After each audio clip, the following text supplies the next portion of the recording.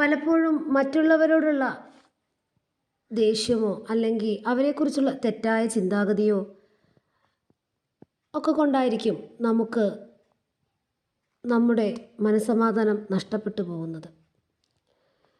അത് ഇല്ലാതാക്കാൻ വേണ്ടി ഇങ്ങനെ പറയുക: മനസ്സിലേക്ക് ഭയവും ദേഷ്യവും കടന്നു വരുമ്പോൾ നാം നമ്മോട് തന്നെ പറയുക: സ്നേഹവും സമാധാനവും ഐക്യവും എൻ്റെ മനസ്സിനെ സദാ നിയന്ത്രിക്കുന്നു.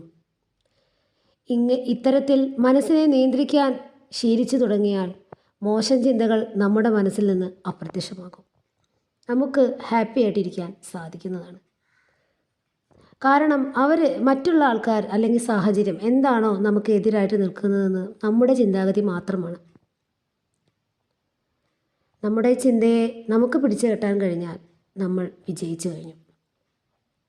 നമ്മുടെ ബോധമനസ്സിലേക്ക് നിരന്തരം ഇട്ടുകൊടുക്കുന്ന ചിന്തകൾ ഉപബോധ മനസ്സിലേക്ക് എത്തുകയും അത് റിയാലിറ്റിയിലേക്ക് കൊണ്ടുവരികയും ചെയ്യുന്നു. അപ്പോൾ നമ്മൾ വളരെ പോസിറ്റീവായ കാര്യങ്ങൾ മാത്രം മനസ്സിലേക്ക് കൊടുക്കുക.